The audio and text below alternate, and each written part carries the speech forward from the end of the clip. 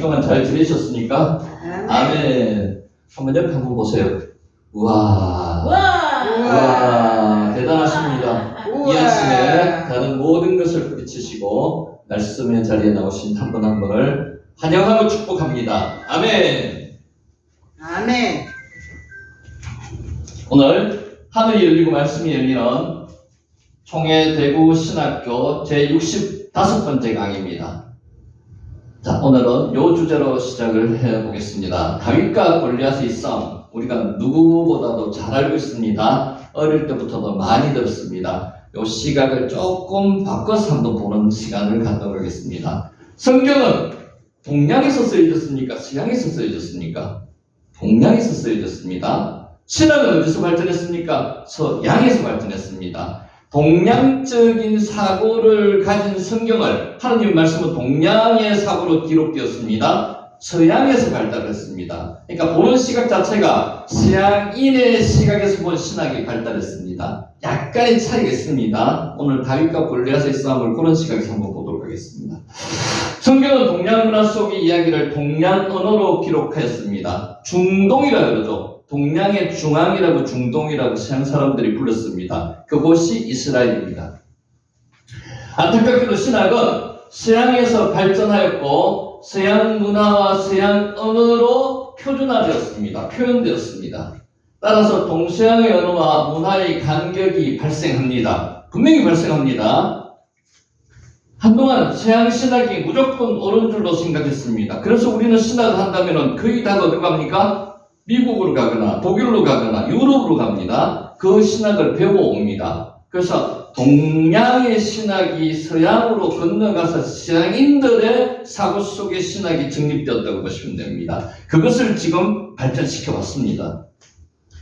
동양에서 사역하던 학자들이 성경을 서양이 아닌 동양의 눈으로 해석하기 시작했습니다. 최근에 중동에서 40년 이상 사역한 케네스 베들리, 인도네시아에서 사역했던 랜돌프 리처드, 그리고 20년 이상 중국에서 사역했던 잭슨 우라는 필명으로 활동하는 선교사들이 대표적입니다. 그래서 우리나라에서도 지금 이런 신학자들이 많이 배출되어야 됩니다. 오늘은 이들 신학자가 쓴 저서를 중심으로 다윗과 골리앗의 이야기를 풀어보려고 합니다. 서양은 명예 개념이 발달했습니다. 일반적으로 개인의 업적과 평판, 자존감과 관련이 있습니다. 공동체를 중시하는 사회가 아니고 개인의 자유를 존중하는 사회가 서양 사회입니다. 반면에 동양은 명예 개념이 발달했습니다. 그래서 가족이나 공동체의 가치와 전통을 지키는 것으로 이해해야 합니다. 그런 사회에서 성경이 쓰여졌습니다. 동양에서는 많은 사람이 자기 가족이 굴욕을 당하느니 차라리 불의를 겪거나 죽음을 감수합니다. 예를 들어서 가정폭력의 피해자들은 종종 문제를 정부기관에 보고하지 않습니다. 이게 제일 많은 사회가 어느 나라일 것 같습니까? 일본입니다. 일본은 가정 안의 폭력에 대해서 신고를 안 합니다. 가정 안에서 해결을 하려고 합니다. 한 여성은 이렇게 말했습니다. 사람들이 나와 내 가족을 멸시할 것입니다. 폭로가 되면은. 그래서 우리는 체면을 잃고 나체해질 거라고 생각을 합니다. 추문이 돌아서 아무도 내 여동생과 결혼을 하려고 하지 않을 겁니다. 나도 공동체에서 무시당할 거고요. 나 자신이 수치스럽습니다. 근데 한국은 그렇지 않습니다. 많이 폭로를 합니다. 신고도 합니다. 고소 고발도 합니다. 일본은 그렇지 않습니다. 서양의 명예 개념으로 성경을 잘못 해석한 대표적인 예가 다윗과 골리앗의 이야기입니다. 실제로 지난번에 우리 하나님이 내 방패가 되신다고 방패 이야기 한번 했죠, 그죠? 그 방패는 이 방패입니다. 그림이 지금 잘못 보여줬어요. 이 방패. 작은 방패. 그런데 다윗과 골리앗이 가지고 간 방패는 어떤 방패가 하냐면요, 온몸을 다 가리는 정면 방패입니다. 침나라고 그럽니다. 그래서 방패의 종류가 두 가지가 있습니다. 간단하게 호신용, 개인 호신용 방패가 저거고요. 온몸을 가리는 게 침나, 큰 방패입니다. 그때 다윗과 골리앗은 무기 드는 자가 따라 나와서 큰 방패를 가지고 나왔습니다. 그래서 다윗이 골리앗을 이길 확률은 0%라고 이야기했습니다. 가리면은 전혀 뚫을 수가 없습니다.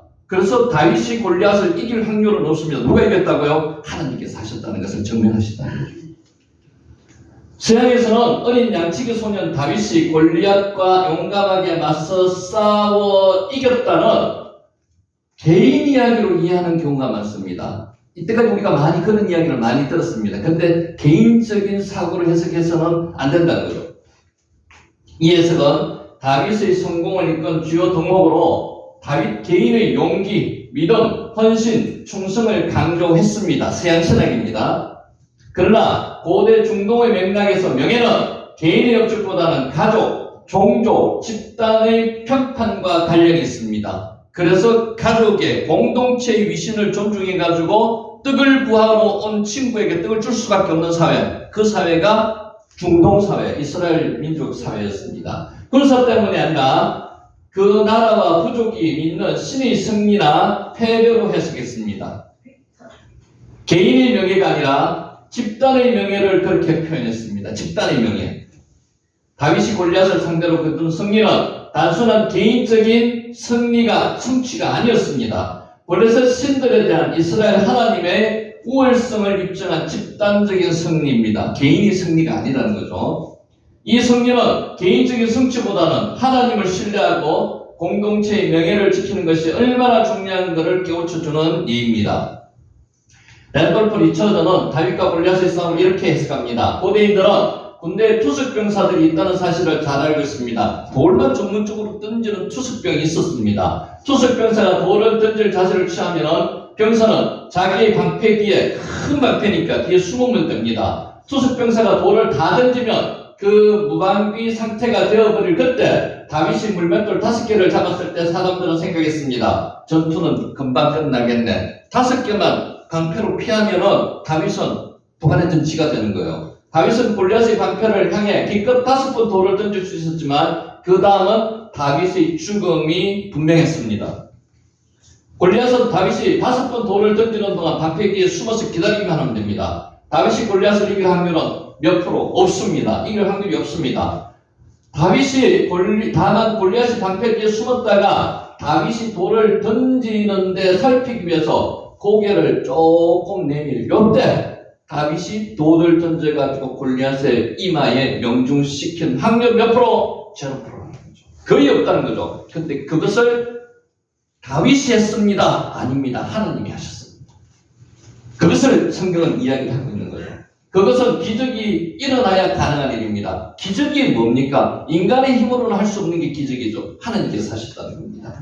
그때 사람들은 다윗이 골리앗을 죽였다고 말하였습니다만 하나님이 골리앗을 죽이셨다고 말하는 게 정답입니다. 이스라엘의 하나님이 블레셋 다곤을 이긴 것입니다. 이스라엘의 하나님이 블레셋의 다곤신을 이겼다는 거죠.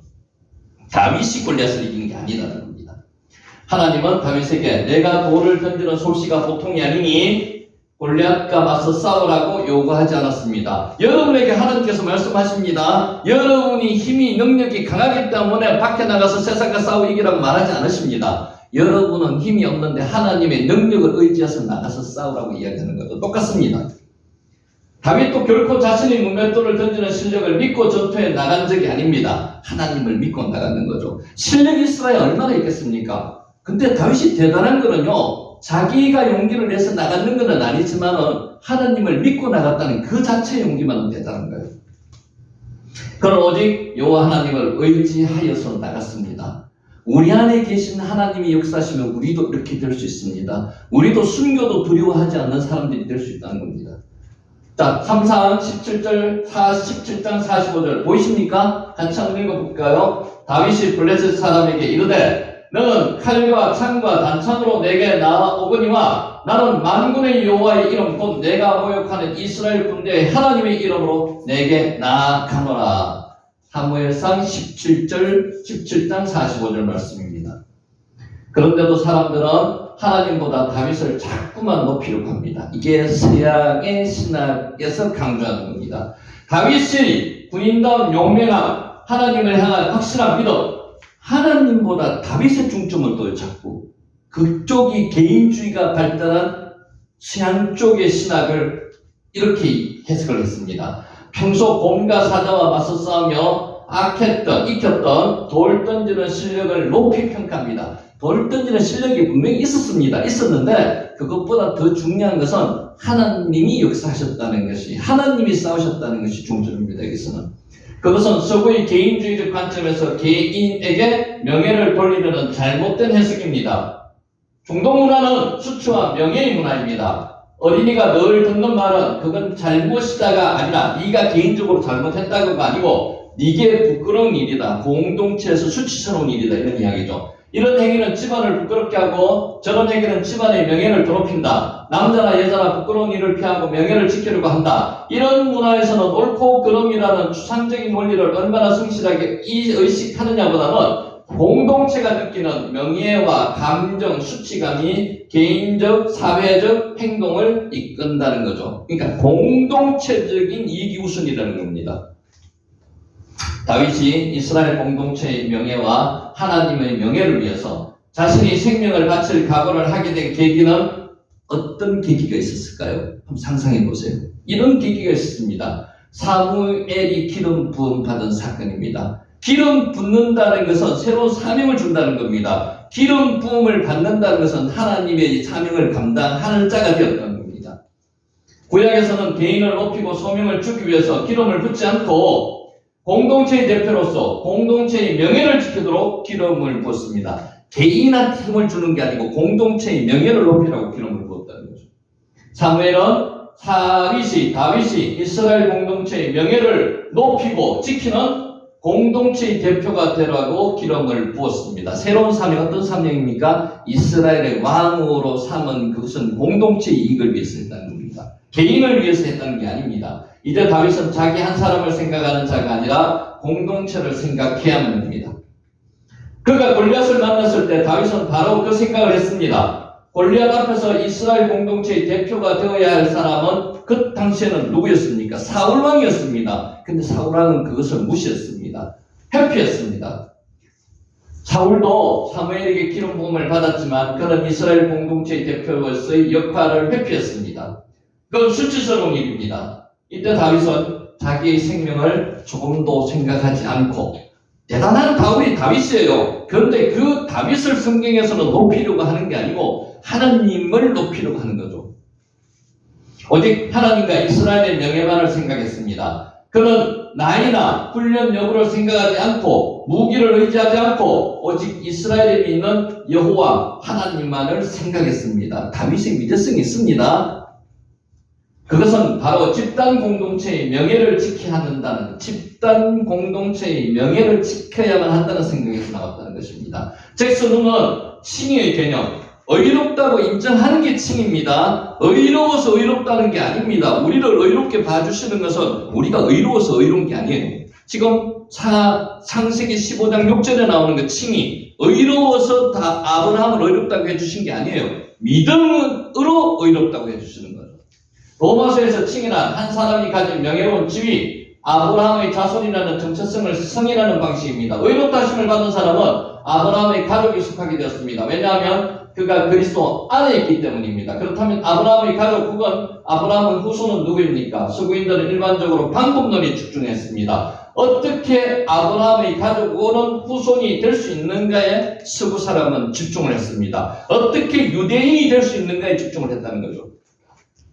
그러나 바울이 강조하는 것은 누가 의롭다 칭함을 받을 수 있느냐는 겁니다. 누구냐는 겁니다. 누구. 꼭 유대인이어야만 된다는 건 아닙니다. 유대인들이 그저 출생과 민족성만으로 구원이 보장된다고 생각했던 말이 아닙니다. 내부자라도 이스라엘의 구성원의 의무, 율법을 준수를 수행하지 않으면 내부자로 여겼습니다. 추정컨대 순종은 하나님에 대한 충성을 드러냅니다. 이런 식으로 하나님에 대한 총정과 집단에 대한 충실성이 있는 자가 의로운 자라고 하는 겁니다. 로마서 4장은 칭의의 사회적이고 구원적인 측면을 예시해 줍니다.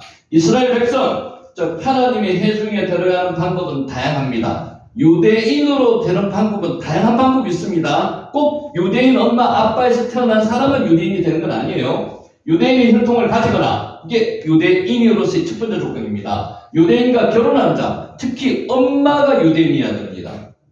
입양된 자, 개종한 자, 피난민, 다양한 방법으로 유대인으로 될 수 있습니다. 그러니까 피상적인 유대인만 가지고 의롭다고 할 수가 없다는 거죠.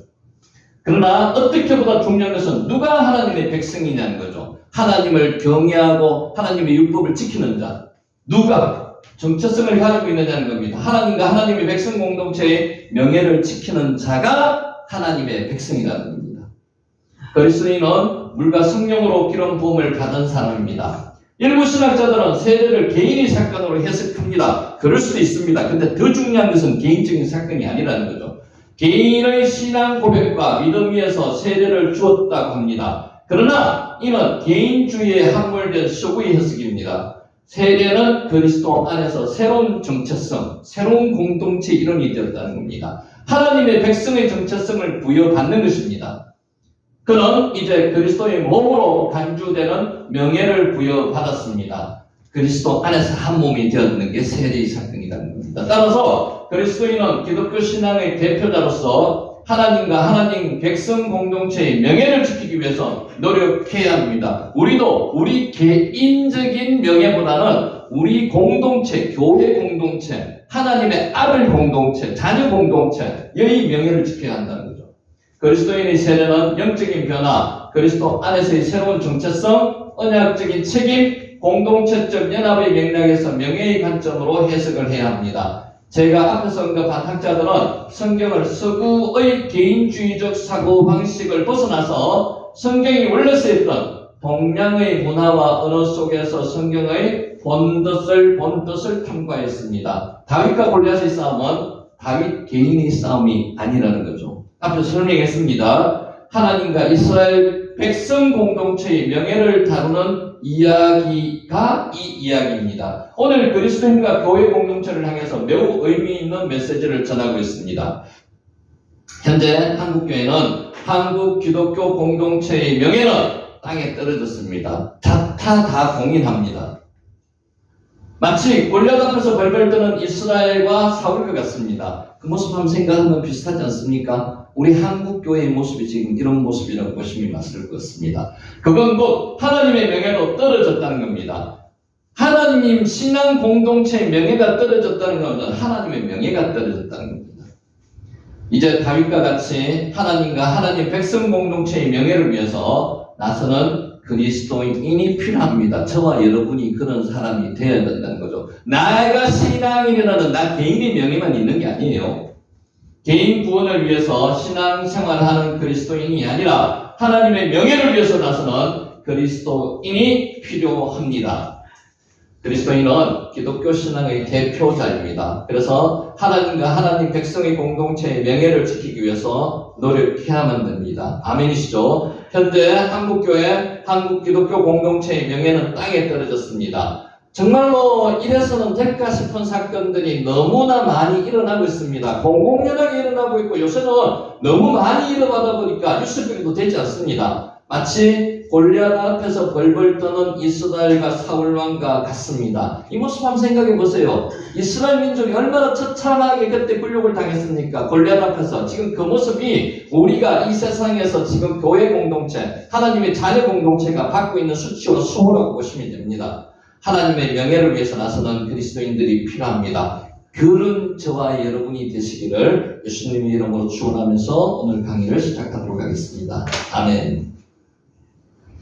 자, 빨리 정리를 하고 지나갑니다. 15장이 상당히 중요한 장입니다. 그래서 다시 테마 중요한 삶만 훑고 지나갑니다. 1절 이후에 여호와의 말씀이 환상 중에, 중요한 것은 환상 중에 지금 이렇습니다. 아브라함에게 임하여 이르시되 아브라함아 두려워하지 말라. 나는 내 방패요 너희 지극히 큰 상급입니다.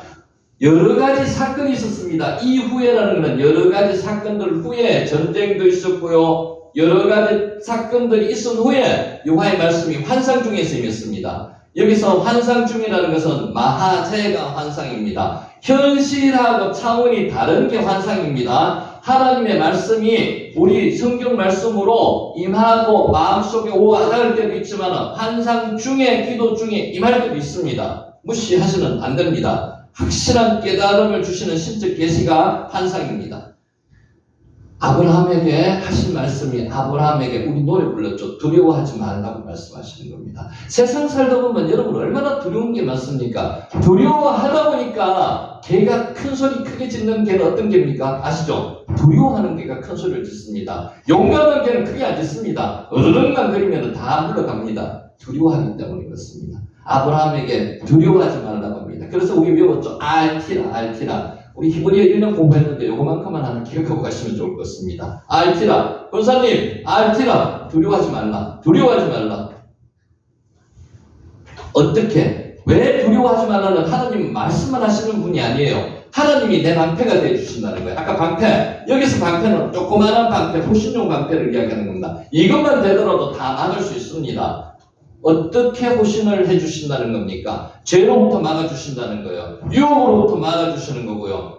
중요한 건 죽음도 막아주시는 방패가 되어주신다는 거고요. 아노키, 마겐, 다크. 외우시면 좋지만 여기까지 외우실 필요 없습니다. 그리고 너희 지극히 큰 상급이 되어주신다는 거죠. 너희 지극히 큰 상급 중에서 제일 큰 상급이 무엇입니까? 나와 함께 하시는 상급. 내 안에 임마누엘 하시는 상급. 이게 제일 큰 상급입니다.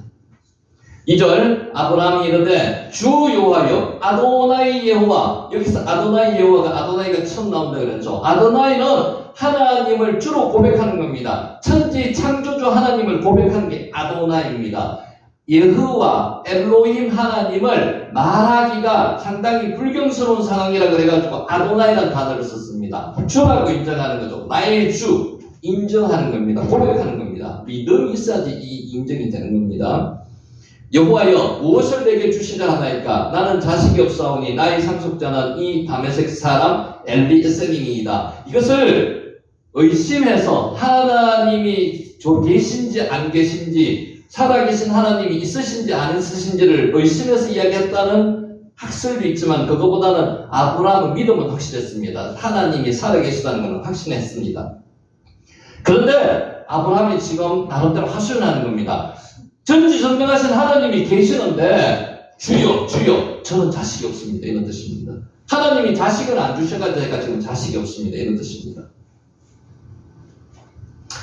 주께서 내게 씨를 주시지 않았답니다. 이게 감탄사, 우리가 앞에 우와 이야기하는 거죠. 힘내라는 표현을 썼는데 힘내 무슨 뜻인가 하면요, 보세요 하나님, 감탄사입니다. 보세요 하나님, 제가 지금 자식이 없습니다. 하나님께서 저에게 씨를 주지 않으셔서 하나님이 계신 것은 제가 믿겠는데 지금 자식이 없다는 그런 뜻입니다.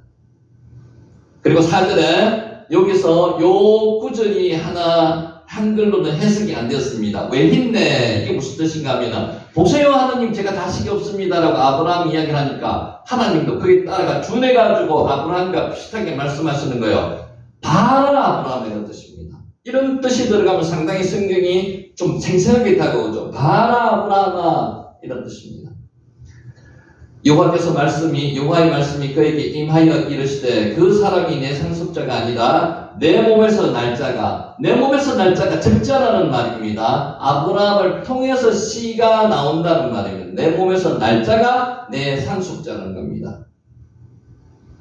그리고 5절에 그를 이끌고 밖으로 나가 말씀을 하셨습니다. 하늘을 우러러 무뼈를 셀 수 있나 보라. 또 그에게 이르시되 내 자손이 이와 같으리라 라고 말씀하시는 겁니다. 지금 환상 속에서 지금 이끌고 다니시는 거예요. 뺨맞아 환상 중에 지금 나타나시는 분입니다. 5절에 그를 이끌고 밖으로 나가 이르시되 하늘을 우러러 무뼈를 보라는 거죠. 별을 보라는 거는요, 별의 숫자가 많으니까 많은 자손을 주겠다는 뜻도 되고요, 별과 같이 찬란하고 위대한 업적을 많이 남기는 그런 후손을 주겠다는 뜻도 됩니다. 코카가 별입니다. 코카고. 6절, 성경에서 구약에서 제일 중요한 구절 중에 한 구절이 6절입니다. 15장 6절, 창세기 대표 구절입니다. 아브라함이 여호와를 믿으니 여호와께서 이를 그의 의로 여기시고, 이것이 이신득이, 이신칭이라고 말씀하셨죠. 이 구절은 외워놓으시면 좋습니다. 구약의 대표 구절입니다. 아브라함이 여호와를 믿으니 여호와께서 이를 그의 의로 여기시고, 그러니까 다른 말로 하면은 아브라함이 의로워서 의롭다고 해주신 게 아니라는 겁니다. 인간이 의로운 사람은 하나도 없습니다. 의로우신 분은 하나님 한 분밖에 안 계세요. 아브라함이 요한을 믿었기 때문에 의롭다고 해주신 거는 믿음이 의롭다고 인정해 주신 겁니다. 그게 이신득이 이신칭이라고 합니다. 표시 하나 해놓으시면 좋을 것 같고요. 여기서 아멘이 나왔습니다. 아멘은 확실하게 하다, 믿는다는 뜻입니다. 그것이 지금의 아멘은 어떤 형식으로 우리가 사용하고 있습니까? 말씀하신 그대로 될 줄 믿습니다. 이런 뜻으로 아멘이라는 뜻을 사용하고 있습니다. 원래는 확실하게 하다, 믿는다 이런 뜻입니다.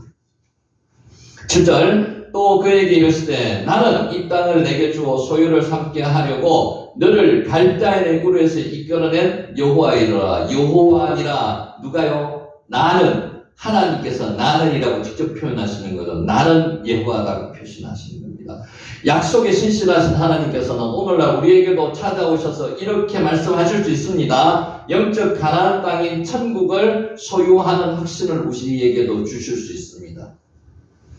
8절 그가 이르되 주 여호와여 내가 이 땅을 소유로 받을 것을 무엇으로 알리까? 지금 어떻게 보면 해석을 이렇게 할 수도 있습니다. 아브라함이 믿음이 없어서 표적을 구하는 걸로도 해석을 할 수 있는데 그것보다는 주 여호와 아도나이 여호와를 이야기했다는 것은 하나님이 살아계심을 믿습니다. 창조주 하나님을 믿습니다. 그래서 기대감으로 표적을 구하는 겁니다. 우리도 이런 표적을 구할 수 있습니다.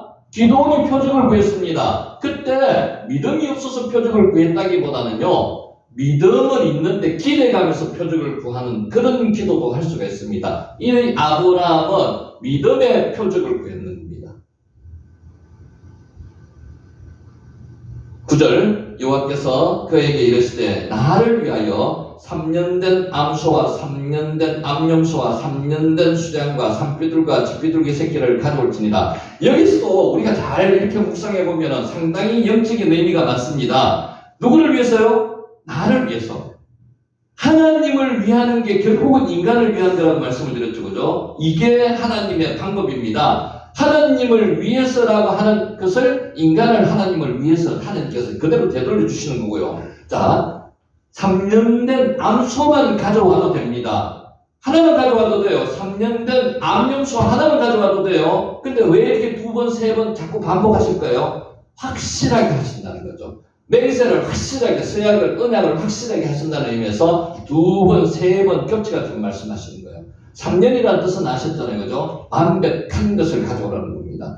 우리가 예배를 드릴 때 완벽하게 예배를 드려야 합니다. 우리가 예배를 드릴 때 제물이 뭐예요? 우리잖아요. 나 자신이지 않습니까? 완벽한 상태로 제물이 들으셔야 돼요. 예배를 드릴 때 잠도 푹 주무시고 완전한 상태에서 거룩한 상태에서 깨끗한 상태에서 이 자리에서 예배를 드리셔야 되는 것을 오늘 이 예배로 말씀드리는 거죠. 하나님을 위한 것이 진정으로 사람을 위한 것이다. 10절 아브라함이 이 모든 것을 가져다가 그 중간을 쪼개고 그 쪼갠 것을 마주 대하여 놓고 그 새는 쪼개지 아니하였더라. 아브라함은 순종하였습니다. 한글 성경에서는 번역이 되지 않았는데 롤하는 게 있습니다. 누구를 위해서? 하나님을 위해서. 아브라함이 하나님을 위해서 모든 것을 가져오고 중간을 쪼개고 예배 준비를 했습니다. 순종했고 누구를 위해서? 하나님을 위해서. 우리 예배 자체라고 보시면 됩니다.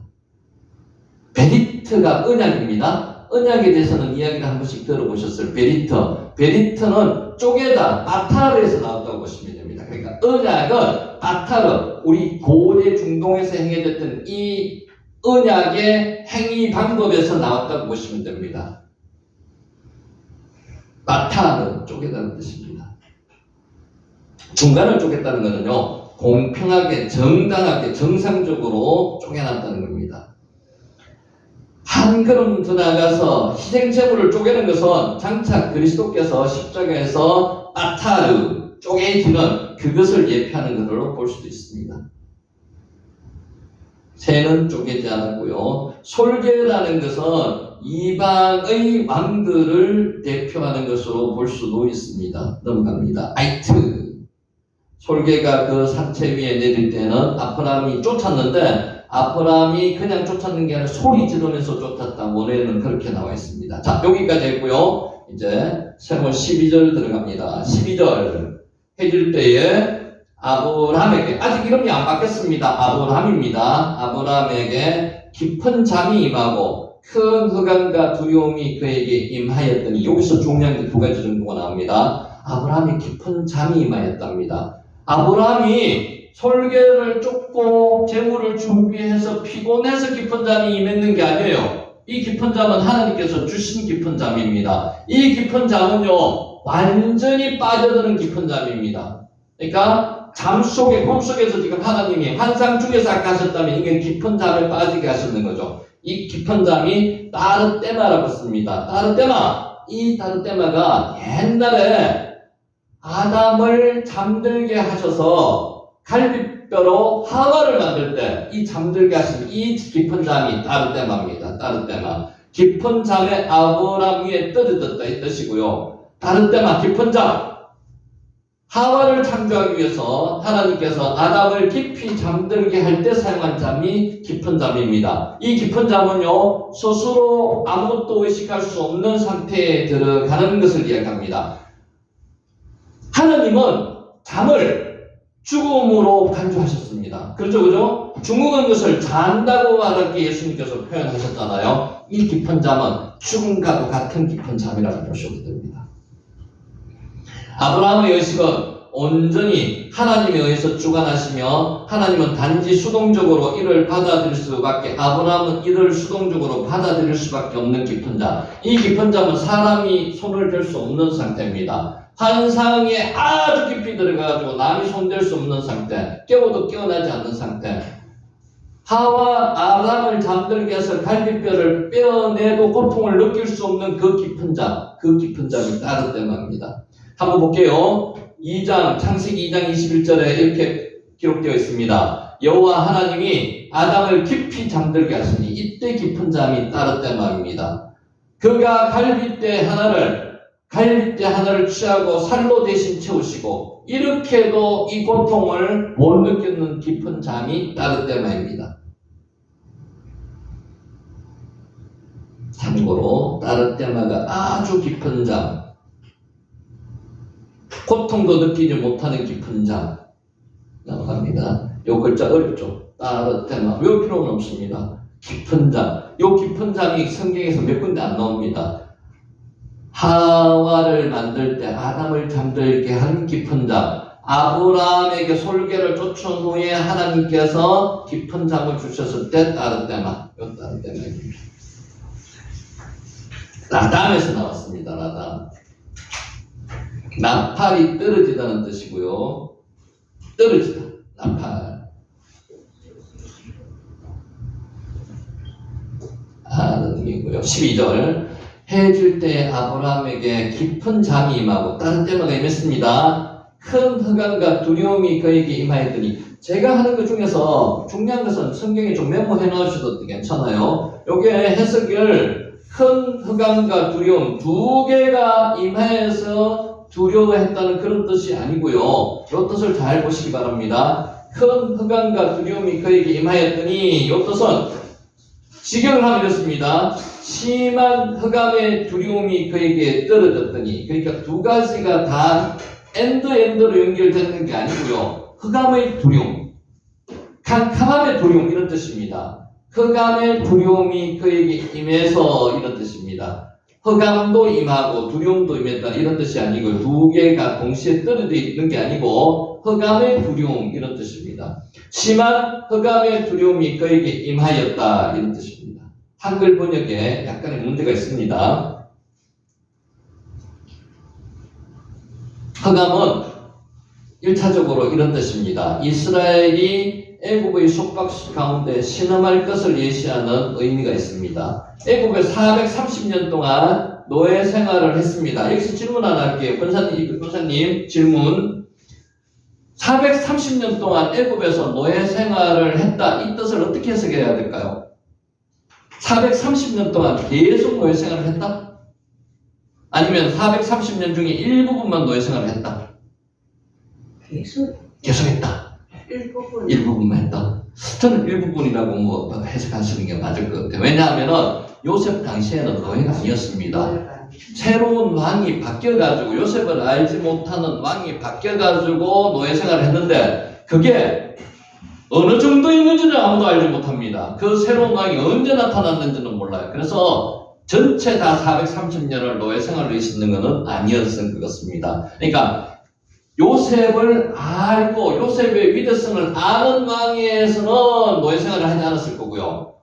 받들어 줬을 겁니다. 그러다가 요셉을 알지 못하는 왕이 나타나서 그때부터는 노예와 같은 생활을 하였으리라고 추정을 합니다. 그게 보통 학자들의 이야기입니다. 흑암은 1차적으로 이스라엘이 애굽의 숙박 가운데서 신음할 것을 예시하는 의미가 있습니다. 그러니까 430년 다를 신음했다는 그런 뜻은 아니고요. 그중 일부를 신음하였을 그때를 흑암으로 표현했던 겁니다. 더 나아가서는 성자이신 그리스도께서 세상 죄를 홀로 지시고 악한 세력에서 고난받으실 것을 예표하는 것을 흑암이라고 기록했습니다. 그러니까 두 가지를 예표하는 거죠. 이스라엘 민족이 애굽에서 고난받는 것을 흑암이라고 표현을 예표를 했고요. 그리스도께서 세상 죄를 지고 악한 세력에 의해서 고난받는 것, 이것을 예표하는 두 가지 예표를 다 이야기를 했는 겁니다.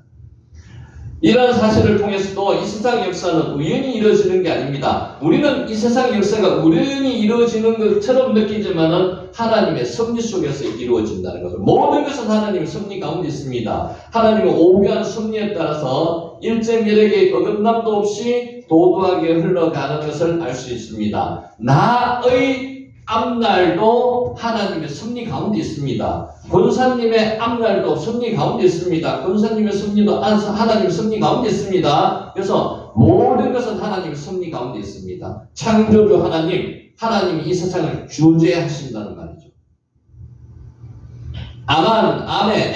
에마, 두려움입니다. 두려움. 우리가 이때까지 두려움은 뭐라고 썼습니까? 자주 이야기하는 야레라는 표현을 썼는데 여기서는 에마라는 뜻은 없어요. 알티라, 두려워하지 말라고 알티라의 야레가 들어가 있습니다. 야레가. 호셰크, 캄캄한, 어두운 호셰크. 창세기 1장 2절에 나온 호셰크가 이 캄캄함입니다. 가돌은 크다는 뜻이고요. 자, 또 말씀을 드립니다. 너무 히브리어 문법이나 단어에 구애되지 마세요. 그것이 의미하는 바가 무엇인지를 성경 안에다가 이렇게 메모 한 번씩 해놓으시고 제가 이야기했는 부분을 떠올리시면 해석하기가, 이해하기가 훨씬 좋을 겁니다. 괜찮습니다. 그냥 두 번, 세 번 듣더라도 기억이 날 때가 있습니다. 옛날 이런 이야기 했을 듯하다. 그 정도 기억나셔도 괜찮습니다. 아멘 하시면 됩니다. 이렇게 하시면 됩니다. 13절 여호와께서 아브라함에게 이르시되 너는 반드시 안다. 내 자손이 이방에서 객이 되어 그들을 섬기겠고 그들을 400년 동안 내 자손을 괴롭히리라. 그래서 너는 반드시 알다가 여기 개혁개정이잖아요. 개혁에서는 뭐라고 썼는가 하면 너는 정령 알라, 정령이 알라 이렇게 기록되어 있습니다. 자, 성경을 보면서 어떠신 분이 이렇게 반론을 제기하는 분이 있습니다. 이스라엘 민족이 노예 생활을 다는 안 했지만 애굽에 있었는 기간이 430년입니다. 맞죠? 그런데 어떤 곳에 보면은 여기도 그렇게 되어 있습니다. 기록이 13절에 보면은 400년 동안 내 자손을 괴롭히니 어떤 기록에는 400년이라는 기록이 나올 때도 있습니다. 400년. 이게 그러면 성경이 잘못된 것이 아니냐고 반문을 제시하시는 분이 있는데 우리도 이야기할 때 그렇게 이야기하는 경우가 있습니다. 정확히 말하면 430년이고요. 계략적으로 말하면 400년이라는 겁니다. 이것을 잘못됐다고 이야기하는 건 이거는 그 해석에 너무 민감하게 반응하시는 것입니다. 그래서 여기도 기록이 그렇게 되어 있습니다. 그들은 400년 동안 내 자손을 괴롭히려니 실제로는 430년이에요. 근데 계략적으로 400년 동안 내 자손을 괴롭히는 계략적인 부분을 기록해 놨습니다. 야도와는 알다에서 나왔습니다. 알다가 라다거든요. 테다도 야다, 알다에서 나왔습니다. 같은 동사를 두 번 반복하는 거는요, 강조하는 겁니다. 반드시 하라 이런 뜻입니다. 야도와 테다, 너는 반드시 하라 이런 뜻입니다. 하나님께서 지금부터 계시해 주실 내용은 아브라함이 분명히 알고 또 앞으로 계속 알고 있어야 되는 것을 명령하시는 겁니다. 하나님은 시간의 제한을 받지 않으신 초월자이십니다. 시공간을 초월하시는 분입니다. 그리고 역사의 주관자이십니다. 장래에 일어날 일을 모두 완전히 알고 계십니다. 그분이 주관하시고 섭리하시는 분이니까 당연히 알고 계시겠죠. 이는 당신을 사랑하는 자에게 반드시 알려주십니다. 그러니까 구체적으로는 아니더라도 계략적인 부분은 알려주십니다. 하나님이 계시의 말씀이 기록된 성경에서도 이런 부분이 많습니다. 그러니까 계시록이 어떤 부분입니까? 알려주시는 부분. 계시, 감추었던 것을 이렇게 알려주시는 게 계시록이지 않습니까? 소중한 정보들이 수록되어 있습니다. 근데 중요한 게 하나 있습니다. 하나님께서 알려주시는 것만큼만 알아야 되는데 너무 많이 알려고 하면 이단이 되는 거예요. 거기서 인간의 생각이 들어가 버린다고요. 그렇게까지는 하지 말라는 겁니다. 하나님의 전지하심을 믿는 우리 성도들은 소중한 진리를 반드시 알아야 합니다. 알려주시는 지식은 반드시 알아야 됩니다. 근데 하나님께서 언제 재림하신다? 성경에 기록되어 있습니까? 없습니다. 그 시와 때는 없습니다. 그런 것까지도 억지로 알려고 하는 것, 거기서 2단, 3단이 나온다는 거죠. 그렇게는 하지 말라는 겁니다. 널리 이를 알려주시는 것은 널리 전파해야 됩니다. 예수님이 재림하시는 것은 사실이죠. 진리죠. 그것은 반드시 일어날 일이기 때문에 알려야 됩니다. 사람들로 하여금 영적으로 깨어 그날을 준비하도록 해야 됩니다. 그러니까 알려야 될 사항이 있고 알리지 말아야 될 사항이 있습니다. 성경에서 반드시 진리라고 기록한 것은 알려야 됩니다. 내 자손이 이방에서 객이 된다고 말씀하셨습니다. 내 자손, 제라, 내 자손이 그들의 것이 아닌 땅에서 객이 되리라. 그들의 것이 아닌 땅에서 객이 되리라는 것은 애굽에서 객이 되리라는 뜻이고요. 이거를 반대로 해석하면은 가나안 땅은 그들의 땅이 될 거라는 것으로 해석할 수 있습니다. 지금 가나안 땅을 언약으로만 말씀으로만 주셨지 실제로 주신 적이 한 번도 없었습니다. 아브라함 때까지. 언약 말씀으로 지금 주시겠다고 말씀하시는 거예요. 아직 그런 준 적이 한 번도 없습니다. 그런데 간접적으로 여기서도 간접적으로 그들에게 준 땅이 가나안 땅이라고 말씀하시는 겁니다. 어떤 지역에서 완전히 정착하지 못하고 잠시 머물러 있는 것을 꾸르라고 이야기합니다. 이 객이라고 이야기하는 거죠. 객과 과와 가부를 중히 여기지 않습니까? 대접했지 않습니까? 이스라엘 사회에서. 그 객이 꾸르입니다. 꾸르. 본문의 예언은 가나안 땅이 아브라함의 후손인 땅이 된다는 긍정적인 의미와 더불어 그 시행이 잠시 유보된다는 부정적인 의미도 담고 있습니다. 그러니까 추후에는 아브라함 후손이 땅이 되지만 지금 당장은 아니라는 겁니다. 잠시 유보하는 상태라는 겁니다. 요게 게르, 꾸르에서 나왔습니다. 잠시 유하다는 게 게르, 요게 뭐라고요? 객이라는 것입니다. 객, 여행자, 객. 당시 아브라함 역시 가나안 땅을 완전히 소유하지 못했습니다. 후손들조차도 이방 땅에서 430년 동안 객으로 살아야 된다고 슬픈 현실이라고 볼 수도 있지만 이게 하나님의 언약이라고 하면 상당히 희망을 가질 수 있다는 거죠. 계속 노예로 생활한다는 게 아닙니다. 430년 후에는 가나안 땅, 하나님이 약속한 땅에 들어간다는 말입니다. 자, 질문 다시 한번 할게요. 하나 더 질문합니다. 하나님께서 왜 430년 동안 노예 생활을 애굽에서 하게 만드셨을까요? 한번 생각해 보신 적 있습니까? 그냥 하나님께서 그냥 막연하게 그냥 시키셨는 것은 분명히 아니실까요? 왜 그랬을까요? 좀 이따 나옵니다. 예. 하나님 계획이 있었습니다. 맞습니다. 무슨 계획이 있을까요? 그 계획이 무엇이 있을까요? 하나님 뜻을 이루기 위해서 그 뜻이 무엇이 있을까요? 그게 중요한 겁니다. 그 뜻이 맞습니다. 그 뜻이 뭔가 하면요, 이스라엘 민족을 강하게 만들기 위해서 그렇습니다. 우리한테 하나님께서 지금 시련을 허락하시잖아요. 시련과 고통 속에서 우리가 살잖아요. 왜 그렇습니까? 하나님이 뜻이 있어서 그래요. 하나님이 뜻을 이루기 위해서 그래요. 그 뜻이 뭡니까? 강하게 만들기 위해서. 이 세상을 이기기를 하나님이 원하시잖아요. 마귀를 사탄을 이기기를 원하시지 않습니까? 어떻게 이기라고? 강한 민족이 되시기라는 겁니다. 그래서 우리한테 시련과 고통을 허락하시는 겁니다. 오늘 이스라엘 민족에게도 마찬가지예요. 430년 동안 애굽에서 강한 민족이 되라는 겁니다. 강한 민족으로 하나님께서 연단하시는 겁니다. 또 하나의 뜻이 있습니다. 그 뜻이 무엇이었을까요? 성경에 나옵니다. 지금 가나안 땅에 누가 살고 있다고요? 가나안 땅에 아모리 족속 7족, 그 당시에는 원시 10족이 살고 있었습니다. 가나안에 원주민들이 살고 있었다고요. 그 원주민들한테 하나님이 회개의 기회를 주시는 겁니다. 120년 동안 노아가 배를 지었지 않습니까? 이 배를 짓는 기간 120년 동안 줬는데 노아에게 배를 지을 기회만 줬는 게 아니고요. 나머지 사람들의 회개할 기회를 주셨다는 거죠. 하나님은 두 가지 목적을 동시에 이루십니다. 오늘 여기도 마찬가지예요. 430년 동안 이스라엘 민족이 애굽에서 노예 생활을 하게 만드신 것은 1번 하나님의 뜻이 있으셨습니다. 하나님이 시련과 고통을 주셔서 이스라엘 민족을 강하게 만드셨습니다. 두 번째, 아모리 족속, 그 가나안 땅에 있는 원시 10족, 이들을 회개할 기회를 주시는 겁니다. 이들의 제약이 지금 완전히 퍼지지 않기 때문에 하나님께서 이들을 못 들어가시고 지금 애굽에서 훈련을 시키지 않습니까? 이들의 제약을 관영하도록 하나님이 내버려 두시는 게 아니고요. 돌아올 기회를 주시는 거죠.